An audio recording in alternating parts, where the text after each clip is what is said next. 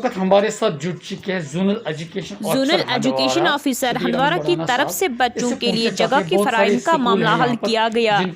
Zonal education officer Handwara Shabir Ahmad Badana ने तमपुरा और middle school हाडनीपोरा के बहुत सारे बच्चों को दूसरी स्कूल में शिफ्ट किया गया है। जगह का इंतजाम अमल में लाया। इस मौके पर जोनल एजुकेशन ऑफिसर मोहसिन ने नुमाइंदे से बात करते हुए बताया कि इलाके तमपुरा में बच्चों को पढ़ाने के लिए जगह मैसर नहीं थे, ताहम कोरोना वायरस से बचने के लिए उन्होंने मतबादल जगह का इंतजाम अमल में लाया ताकि बच्चों को एक दूसरे से दूर रखा। डेस्क से राना सुल्तान के साथ कुपवाड़ा से आशिक हुसैन की एक खास रिपोर्ट। अब मैं ज़रूरी समझता हूँ आपके सामने यूपीएस तमपुरा हमारी एकोमोडेशन की प्रॉब्लम थी। 3 ही कमरे थे और 8 क्लासेस थी। हमने 3 क्लासेस को शिफ्ट किया दूसरी जगह पर दूसरे मिडिल स्कूल के साथ। इसी तरह हारनीपुरा में हमारी प्रॉब्लम थी, वहाँ भी 3 ही कमरे और 8 क्लासेस, वहाँ भी हमने मिडिल विंग को शिफ्ट किया यूपीएस शहलाल के साथ। हमारी कोशिश है कि हम एसओपीज़ को लेकर चलें और जहाँ भी ऐसी प्रॉब्लम होगी उसका हम सोल्यूशन निकालेंगे। अगर हमें कहीं पर रेंट पर भी बिल्डिंग लेनी पड़े उसके लिए डिपार्टमेंट तैयार है, लेकिन एसओपीज़ को फॉलो करना है, कहीं भी बच्चों की सेहत के साथ कंप्रोमाइज़ नहीं करना। हंदवारा में जैसे जोनल एजुकेशन हंदवारा में बहुत सारे जो ड्राइव चल रहा था, एनरोलमेंट ड्राइव बहुत ही अच्छा हो रहा था, ड्राइव चल रहा था, मगर सभी बोल रहे कि स्कूल में एकोमोडेशन की प्रॉब्लम है। क्या हुआ है ऐसे? एकोमोडेशन जो मसला है, एक तो लोगों की तवक्कात शायद हम पर बढ़ गई है, क्योंकि ये एकोमोडेशन का मसला है। मुझे भी चंद महीने हो गए यहाँ आए हुए, ये पहले से चल रहा है और बहुत सी जगहों पर जहाँ लैंड अवेलेबल नहीं है, कुछ जगहों पर हमारी एकोमोडेशन आई भी थी, लैंड न होने की वजह से नहीं तामीर हो सकी।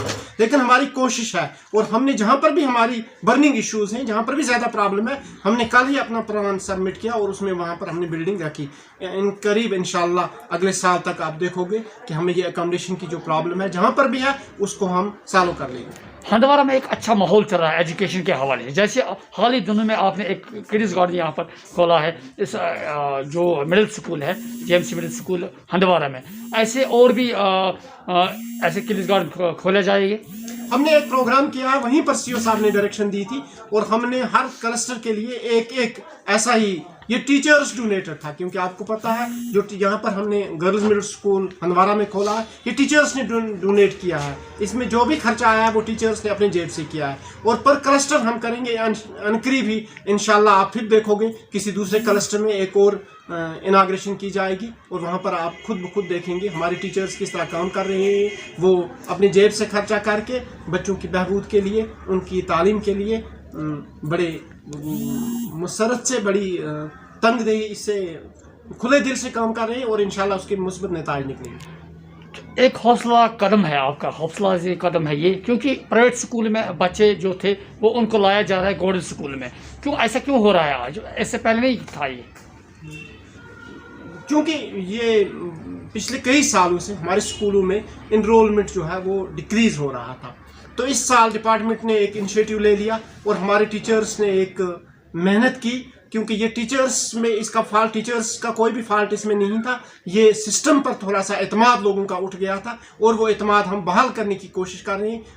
अनकरीब इंशाल्लाह आप देखेंगे कि महकमा तालीम उन तमाम चीज़ों पर पूरी तरह खरा उतरेगा जो लवाजमात हमें होनी चाहिए, जिसकी तवक्कात पब्लिक को, जनरल पब्लिक को हमारे साथ हैं।